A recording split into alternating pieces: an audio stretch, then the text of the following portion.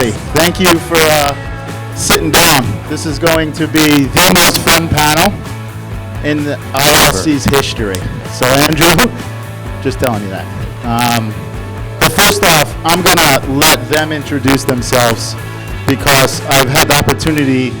I've known Scott for a while now, but Bree and Michaelangelo I just met, but I've had the past few weeks I had the opportunity to meet them, and they all have a very impressive background, so please introduce yourselves. Hello. Okay, great. My name is Bree Hugh. I'm Director of Strategy at King & Partners, a creative and branding agency in New York City, Miami, and LA. We work in a lot of hospitality. This is my first ILC. I'm really excited to be here. My name is Scott Williams. I'm the head of brand and creative for Main Street Hospitality, one of the sponsors here. Somebody about our signage. And we have 8 hotels and open into one in the Hamptons and one up in North.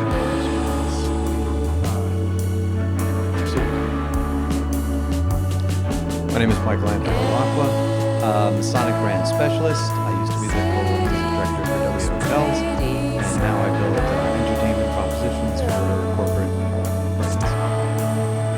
So impressive again. I'm gonna ask the first question with the subject of this panel. Is what's your Hallmark? What does that mean to you guys? And just go down the line with that. Great. Make me first. Have to be. I got it. I think when it comes to Hallmark in the context of branding and brand strategy is really what's the core of the brand, what's the signature, what's that consistent, message, that, core identity. I think when it comes to branding, it's really about defining the core essence of the brand, whatever, that identity is, whether it's an exciting, magical, hotel in the middle of nowhere, or whether it's a ultra luxury, resort in the Caribbean, whatever it is, there needs to be a core identity or essence. So I think when it comes to Hallmark, it's really about that kind of signature, that signature core identity.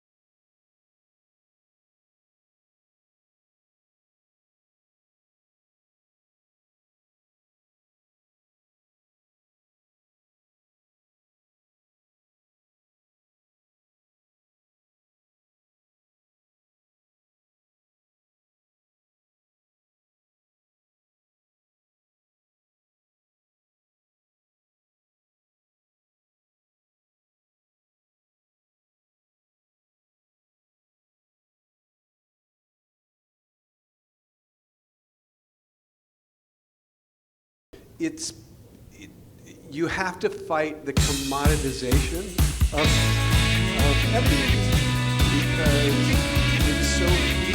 Everybody and their brother is now into high design, music, art, and most customers know fakery or phoniness when they see it. Jen insists that we buy organic vegetables, and I must admit that I was a little skeptical at first. A little pesticide can't hurt. I find the training to be so pathetic. Never having too much money, I get the cheap stuff at the supermarket, but they're all pumped up with shit. A friend told me that they stick nicotine in the apples. There's a lot to If say. you can't see me, I can't see you. If you But can't to the see film me, I can't see you. Heading down the highway, Hume, somewhere at the end of June. Taxidermy kangaroos are littered on the shoulders. A possum Jackson Pollock is painted on the top. Sometimes I think a single sneeze could be the end of us. My hay fever is turning up, just swerved into a passing That's truck. great. Big business I think you overtaking. answered that pretty Without Yeah, sorry, I just want to add on to that too, because I definitely think that's the core of successful stay. I mean, you go somewhere and everything might be beautiful and sounds great, smells great, looks great on Instagram, but then if, someone doesn't, say your name at the front desk, or someone doesn't, give you the right help, like, that's frustrating. And I think from a branding perspective, it's so important to not only train, the marketing teams and the sales teams, group sales, whoever it is, but it's also important that that brand trickles down and empowers the staff and then Yeah. and empowers the training. I flew down on Delta yesterday, and the steward came to each, I don't know what they call them, medallion customer. There were probably 4 or 5 of them, and she just thanked them. I mean, it was during the flight. She just reached over and said, "Oh, I see that, Michaelangelo, you're a medallion member, and we just want to thank." It's so hokey, but it works. Every And time. you just got to drill it, and get out from behind the desk and go shoulder to shoulder with somebody. These elevators, anybody else? I mean, they're smart elevators. They're deemed as smart elevators, and I feel like an idiot, but until you do it for 2 or 3 times, then someone should educate you on how to use the elevator. I was fortunate. The woman behind the desk when I checked in educated me. Yeah, She walked that's around right. the desk. She was like, "Jason, come here. You're not going to know how to do this. You're going to have to push the number, put your card." And she goes, "You're probably not going to go to left or right after the elevator." She actually came upstairs, walked me. No, she didn't. But she did walk me to the keypad. So I get it's a human experience, right? She And I took think you to that Nordstrom afterwards? no. Michaelangelo, I feel like you have something to say, so I'm going to let you say something. I was just saying, we're in a very humbling moment in the industry, right? We have to look within ourselves.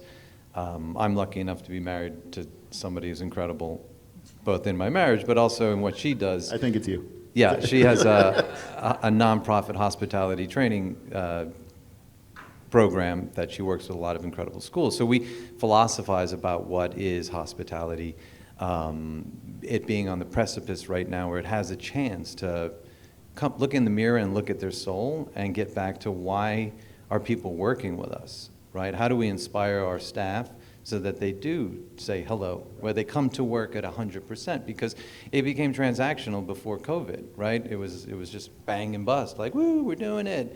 Now we're all on, where a majority of people are humble, and they're thinking about context in a much deeper way. Looking at the psychographic, like that was a term I'd throw around a couple of years ago, and people would be like, oh, a nice buzzword. It's real now. You really want to understand your audience on multiple levels so that you can then identify the 5 senses and then inspire them across all of them, right? And the first sense, the 6th is ultimately cultural connection. Can you walk into the room and be connected to every person? And that comes down to customer service and re-educating our, hopefully, new group of people that'll come into the industry. And inspire them and give them a good paycheck, make them feel like they're Yeah. deserving everything. That's amazing, and that's going to lead to the next question or the next topic. and we've been talking about it for the past couple of weeks here. You know, do you lead by your heart or your head, right? And you hear that, like, and I had a tough time, and some of you might have got that question emailed to you, and it's a tough one, right? Yeah. For me, culture and people are my heart, and that is number one to me in the company. But you need your head to get your business to the next level. Yeah. You know, the business plan, the business model, on both sides. So you guys have a ton of clients, all right? So I want to know where your heart and head are when you're talking to your clients. But then I want to understand the heart and head from the guest perspective and what's important. So no particular order, but heart and head. And what does that mean to you guys? Whoever goes first. I mean, I'm all heart and learning to use my head more. I don't approach what I do on scale, and that's always been a problem for me, because when I work with a client, I work very deeply in a client. So one of the last clients I worked with was Virgin Voyages, and I had just a complete pleasure to build the brand well before it launched. Normally I'll get called, the brand is established, and you have to cut through all the bullshit and say, this doesn't work, deal with corporate egos that, you know, well, I invented that. Well, it's not good, all right? And now there's an adult in the room that specializes on this. Let's just drop the egos and move forward. So I had a real pleasure to work with thinkers that were really brilliant technicians at building a brand for Virgin. And then everybody was so passionate, and there was no egos in a room. So they taught me how to use my head so much more, and that was very interesting, because it was all a bunch of ballers in the room and not one ego. It was all about the end game, and that was creating a guest experience that translated over 7 days and allowed somebody to come in with the aspiration of delight and awe, and leave with a transformed person. And we had you captured for 7 days, which I never did. You know, cruising versus hotels is much different. So, yeah, I think it's a combination, but the heart will get you a lot further than the head every time. I agree. And the heart is worth more.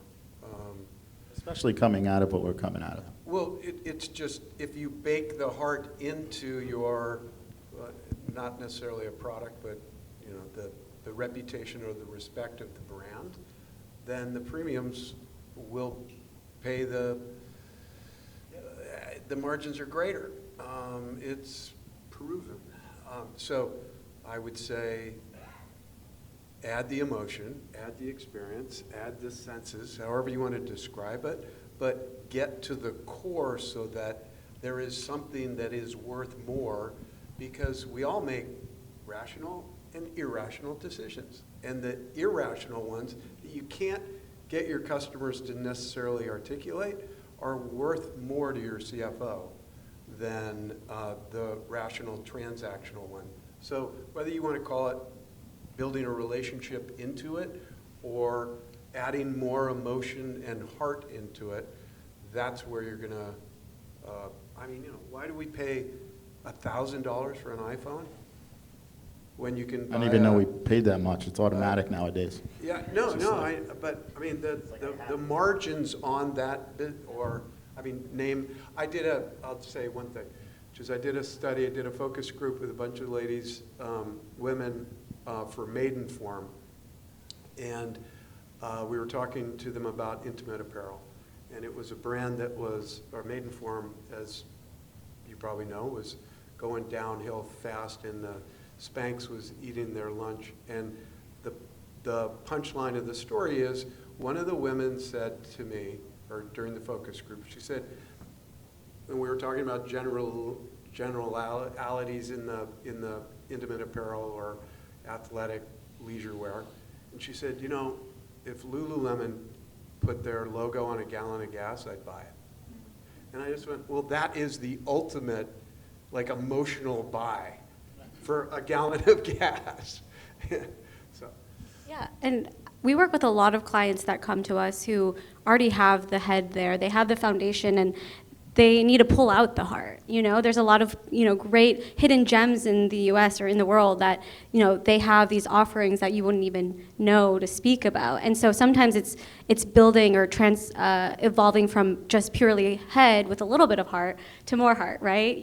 For example, we have a client in Anguilla, and when we went and visited, we were like, wow, nobody knows about this connection, nobody to the culture, nobody knows about the amazing staff, nobody knows about all this heart that's here, and that's something that we, as a marketer, as a brand, strategist, like we try to bring out.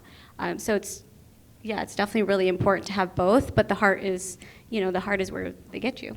Yeah, I agree, and I have some of my coworkers here, and they definitely have heart, but I needed the head at this point in my business model because it's been led by the heart, and I plateaued. Yeah. Right? I got to a point in my business, I'm going, the heart is always going to be within the culture, but I'm not going to be able to scale the way I want. So you had to bring in smart heads, but they got good hearts. So I'm looking at both of them. So it does mean it's a tough question because you do need both, right?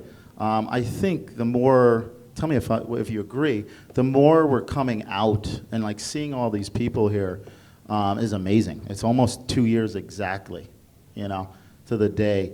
And just I built my business based off of human interaction.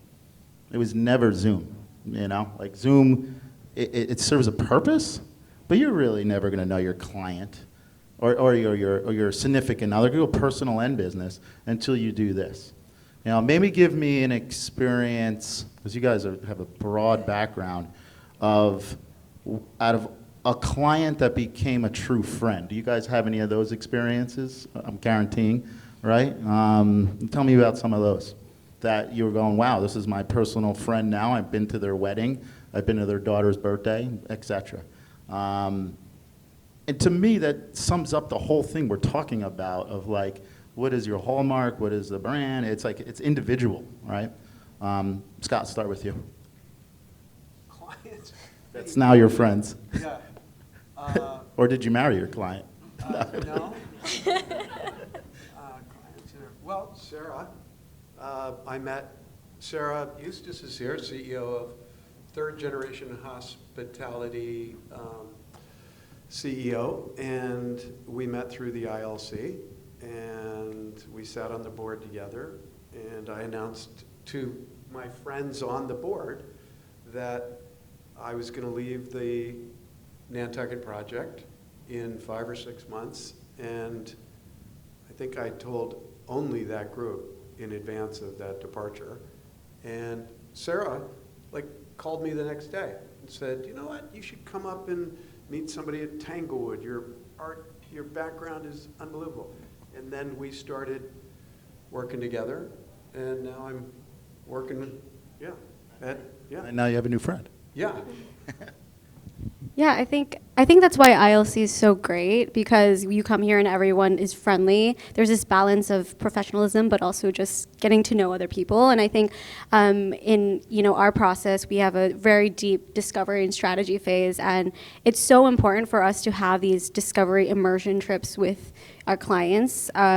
For a few days, my coworker and I went to the Bahamas to immerse in our clients' work and what they offer. And you know what we did? We didn't sit in any meetings. We literally went snorkeling with turtles. And guess what? Now we're close, and we're able to have that relationship as a foundation to lead into the business side as well. That, you just summed it up, right? You gotta go to the. It's on. Yeah. You have to embrace where the culture aspect of it. Now, for me, I'm growing a company that I built in Hawaii for the past 12 years, but now there's 6 of us hanging out in Manhattan, which is my homeland, but I've just been in Hawaii for 17 years.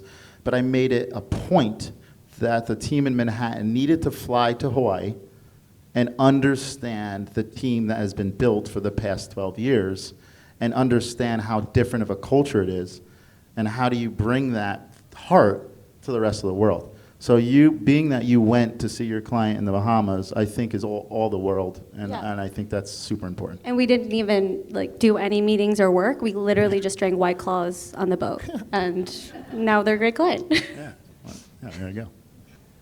Michaelangelo, I guarantee through your experience, you've had very personal connections with your clients on all sectors of your business. Again, my career, I look at it and I'm just truly blessed because I started in fashion. I started as Tom Ford's music director for Gucci and Saint Laurent, and there's a whole industry within the fashion space where they're gods, god producers, god fashion designers, and I still work with them on different events. So I'm the music director for AMFAR, the AIDS organization, Prince of Monaco's Ocean Foundation, UNICEF, and a couple other ones. And it's this complete crew that started back with YSL and Gucci. And then the W Days, 6 years working with them, launching about 25 hotels. Everybody is now some executive at something or rather. I get called once in a while to help them clean up a brand or something. And at the end, Virgin Voyages. I can't say anything better about that team. Drinking buddies to let's just sit here and work, 70 hours in 2 days and get this done. So, I've been very fortunate that music and art, when there's an ROI, creates deep bonds with people. 100%. Now, I'm not going to hog all the questions. We're opening it up. Because there's quite a bit of people here, and I'm sure you guys have some questions. So, who's got the first question? Mr. Adam. You got to use this. I'll come to you. Yeah, because it's virtual, I hear, and the world needs to hear you. Cyberspace. Thanks. Adam with Spherical. When it comes to creating brand identities, Bree, your work with King & Partners has really defined a certain category in luxury from a visual identity standpoint of logo, really as that being what it seems to be the how you define brands. And Michaelangelo, you've led the industry in many ways in terms of really the experiential side of how experiencing a property in a multidimensional way creates a brand. Curious each of your perspectives on what sort of defines a brand, and then also how that relates to all of the marketing extensions, which we experience brands digitally for hotels before we experience them physically, and how how do those all relate to each other? Yeah, I'll go. I think that's what's really interesting about my job is I'm brand strategy. I'm not the one designing the logos or putting the mood boards together or anything, but for me, brand is every single touch point with a brand. It's that those little, those small touches every single moment, and especially I think that's a great point when you're discovering a brand on social or on digital. You want that first impression to be, to get them right at the heart. And for us, we started developing more services like social media and marketing and all that because we really wanted to be part of that whole customer journey. Instead of just the pre-purchase of advertising and beautiful, content and whatnot, it's about also the post-purchase, the purchase. It's about every single moment and having them come back. That's why email marketing is so important now. That's why social is so important now, so that we can really build that relationship and build brand throughout every single moment. So to me, a brand is really, what's the core identity of a brand, and then how do they play, and how do they live, and how do they breathe, and how are they empowered to just simply be themselves as a brand authentically. I predominantly focus on the luxury space, so I can't really talk about outside of that. But for luxury, it really is effortlessness with ease and grace, right? So if you can focus your eye on a lens of mastery, and you can apply that at every single touch point within the experience, but it has to be effortless, where the guest isn't even aware at how deep they've just immersed themselves into something like that. When you get to that space with your collective team, food and beverage, design, location, staff, then the tools are just out there for the marketing teams, the social media teams to amplify. And in honesty, when you're dealing with high luxury, you don't want to amplify it too much, because this is one thing that Tom Ford told me. Mm-hmm. Not everybody should have Gucci. Yep. Well, that's true. And, my business model, I call it the 80-20 rule, right? And I call it a safe, super safe environment. Any one of our digital experience don't have banner ads. As is, it's not happening, and sometimes my sales team wants to punch me in the face. But I go, the minute you open it up for Target, and now it's hard to turn down a Target budget. It's got more budget than Louis Vuitton, right? The minute you lose Louis Vuitton, right? So a safe environment is so important in the luxury space. I cater to the same thing. And once you lose track of that, it's done, right? So. Well, I also think a controlled environment too. I mean, we work with a lot of luxury clients where, we can't just pass off the work to social teams all the time, because then, they're going to go crazy on Instagram and create, a TikTok that doesn't make any sense. I mean, there's definitely a balance of understanding each platform, but, we look at every single piece of copy. We look at every single detail, and we'll avoid platforms too if they don't align with, the values of a brand. Question. All right. Go here. Hey, this question's for Michaelangelo. You started to answer it earlier. Curious about when you are typically brought into these kinds of projects, being that what you do is pretty niche, and then the level that you do it is even more niche. Yeah. So I'm curious, a couple-pronged question here. When are you typically brought in? When would you like to be brought in? And how much more effective are you when you are brought in at the very early stage? I work with Bree at King & Partners, and when we're working on hospitality, we don't get to the music piece, to be honest, until we're getting to programming, starting to plan launch. Maybe it's a part of our marketing strategy. Yeah. I'm assuming you would like to be involved when Bree is involved, which is the foundational strategy piece. So when do you typically like to be brought in, and how does being brought in early have so much more effect on the end result? Yeah. Yes, I would love to, because cleaning up messes is never fun. It's again, a lot of egos. People have created before. It's not their expertise, but yet music is subjective. So everybody's like, well, I have a playlist and I know music, but you're the sous chef. Stop. Being brought in early on, and it really depends on what brand it is, right? So if it's a brand that's really well thought out and really wants a deep engagement with their audience, then they would possibly hire me.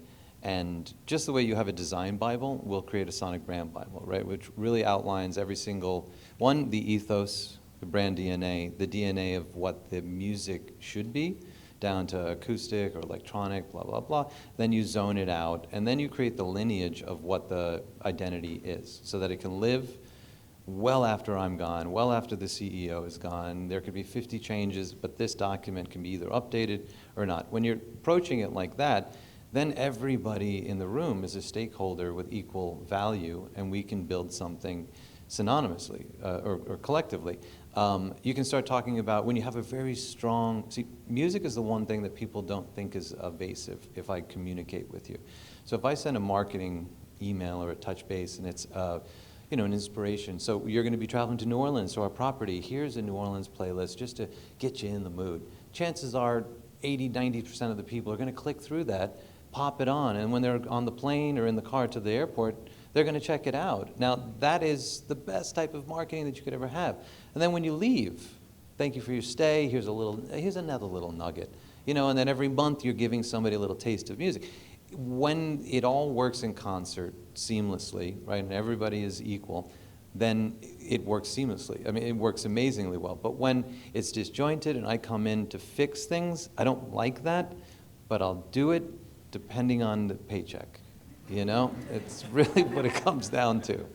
And if it's a global brand, if it's a North American brand, because at the end of the day, once you have that toolkit, then you start to look for the cultural innovators and the influencers as you start to scale from continent to continent, right? So music and art and culture is something that you can plant in a country well before you even break ground and well before you open, because you've empowered that community.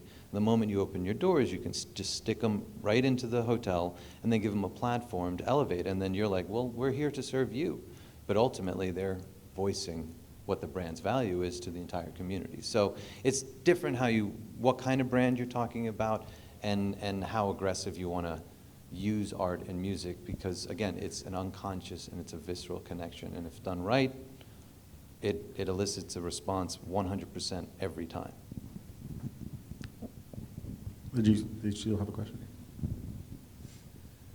Scott, I'm happy that you brought up the elevators. So I'm very interested to know how they got there. I'm assuming everybody knows that they're really annoying to use. But things like that happen all the time, right? Very curated spaces. I'm assuming that these people paid millions of dollars for these kind of things that are really fiddly, really frustrating. How did it get there?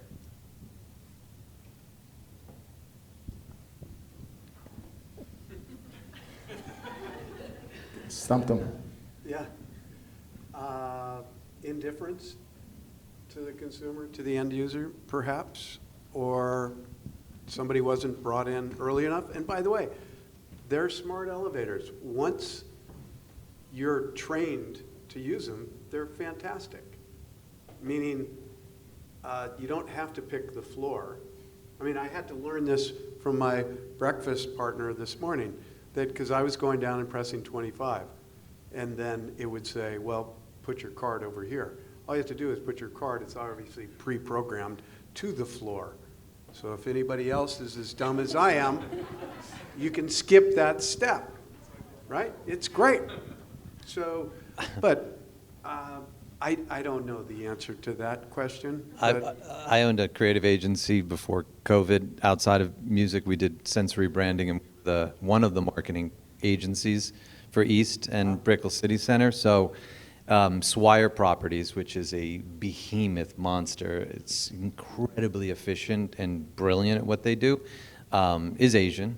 And the efficiency, when that system works, when it really does work, it cuts seconds off of your commute, but no one knows what the fuck how to use it. So thus, it goes the other way, and the inefficiencies is exponential based on technology. And the wayfinding alone is so recessive, you can't, I mean, I couldn't find A to B to C to D, and so by the time you figured out, you may have forgotten which channel to be in, which happened to me yesterday too. So now I'm exposing my SAT scores right now. Because I couldn't remember it. Wait, it took so long for me to do this. Was I in B or C? Is there over here? And I end up running over to C. Yeah. Or you just take whatever's open and go for it. Go for a ride, man. See what floor you end up on. Thank God I ended up on this floor. Any more questions? We have some time still. It's got to be question. I'll come to you.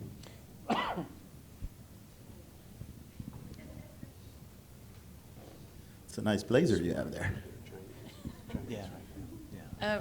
This is, because it's the Indie Lodging Congress, I feel, I guess, compelled to ask, with all of the big brands that are now launching the soft brands, so many soft brands, there's to some extent a lot of dismay by the developer community, which says, oh, you're only creating another brand to get around radius restrictions in Nashville, or any city where you're not allowed to do another Courtyard or Curio or something.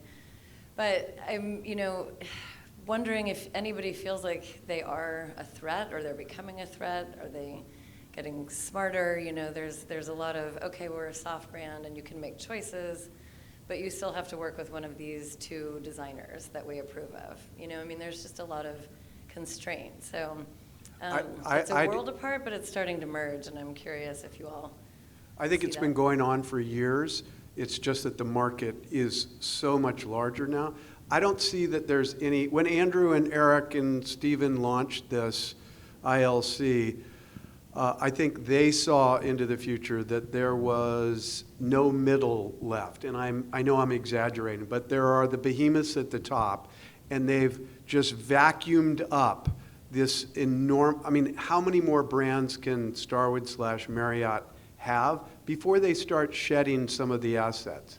The real estate owners typically now are in for 3 to 5 years, and then they're flipping them. The guys that are pure play real estate.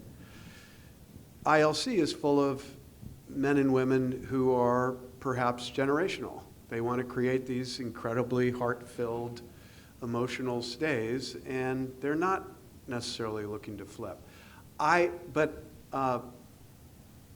think that in the next 5 years, you're going to see a lot of those so-called independents within the soft brands. They'll be sold off, and this group is going to be picking them up and making great strides with them. Great answer. Above my pay grade. Bree, I got a question. All right, it's got nothing to do with hospitality. Great. The Brady brand, which Mr. Brady just retired. He's a brand in himself. How is working with his camp, and is he more heart or head?